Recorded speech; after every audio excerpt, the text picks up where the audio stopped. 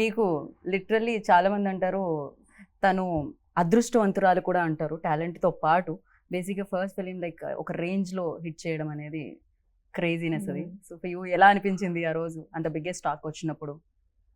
Actually true, నేను lucky కూడా. కానీ అట్ ద సేమ్ టైం మీరు అన్నట్టే ఒక డేలో వచ్చింది కాదు అది. నాకు 8 years పట్టింది బేబీ వరకు రావడానికి. But it's beautiful feeling. But nobody talk about like ప్రీవియస్లో ఏం జరిగింది అనేది తెలియకుండా ఫస్ట్ మీరు లీడ్ చేసింది ఇది కాబట్టి ఎవ్రీబడి గివింగ్. బట్ తెలుసు కొందరికి నేను యూట్యూబర్ గా ఉన్నాను, ఇన్ఫ్లుయెన్సర్ గా ఉన్నాను, దెన్ క్యారెక్టర్ ఆర్టిస్ట్ గా ఉన్నాను అని చెప్పి.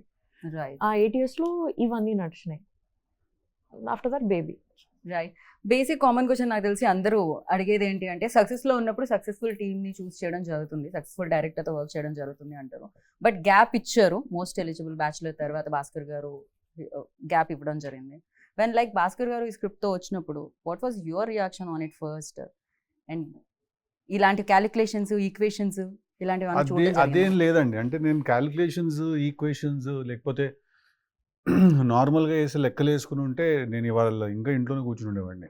అంటే actor should not write, or actor రైటింగ్లోకి ఎందుకు వస్తున్నాడు, లేకపోతే మేకింగ్లోకి ఎందుకు వస్తున్నాడు అని క్వశ్చన్స్ చాలా అడిగేవాళ్ళు స్టార్టింగ్లో, before Krishna and his Leela and all of that. But ఒకవేళ if I had given in to that myth are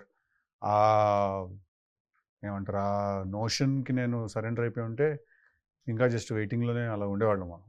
so I generally don't have any calculation or any game అండి. నేను జస్ట్ నాకు ఏదన్నా ఎవరైనా చెప్పినప్పుడు నాకు నచ్చితే నేను ఒప్పేసుకుంటాను. సో నాకు భాస్కర్ గారు కథ చెప్పిన రోజు డే వన్ నాకు I felt that it's a very cool film to make. Right. So I was like let's do it. Actor కూడా ఒక క్యారెక్టర్కి ఒక సినిమాకి సరెండర్ అవ్వాలి. జనరల్లీ మీ డైలాగ్ ఉంటుంది, నీకు కంప్లీట్గా సరెండర్ అయిపోయారు రాధిక అన్నట్టు. సో జహక్లో అలా సరెండర్ అయిపోవడానికి ఆ యూఎస్బి ఏమనుకుంటున్నారు మిమ్మల్ని ఫస్ట్? లైక్ అదే ఆయన రాసిన క్యారెక్టరైజేషన్ అండి. డే వన్ నుంచి నాకు ఆయన రాసిన క్యారెక్టరే నాకు ఇంట్రెస్ట్ జనరేట్ చేసింది. ఫస్ట్ నుంచే నాకు ఓకే ఈ క్యారెక్టర్ మనం చెప్పాలి, ది స్టోరీ ఈ క్యారెక్టరైజేషన్ తోటి మనం చెప్పాలి అని అనిపించింది. సో బేసిక్గా మీకు ఏంటంటే ఫోర్ ఫ్రంట్లో ఆయన డిజైన్ చేసిన క్యారెక్టర్ ఉంటుంది, వెనకాల చాలా స్టోరీ జరుగుతుంటుంది. సో మనం జాక్ త్రూ చూస్తాం ఆ సినిమా మొత్తాన్ని. సో ఆయన క్యారెక్టరేనండి from day one. Okay. So ఆ ఎనర్జీని మొత్తం అంతా తీసుకొచ్చారు. చాలా రేసీగా ఉంది యాక్చువల్లీ. ట్రైలర్ కూడా ఎక్కడ గ్యాప్ ఇవ్వట్లేదు. మీరు అంటారు గ్యాప్ ఇస్తే మ్యాప్ వేసేసుకుంటారని. సో ఎవరికి ఆ మ్యాప్ వేసుకునే ఛాన్స్ ఇవ్వలేదు మీరు.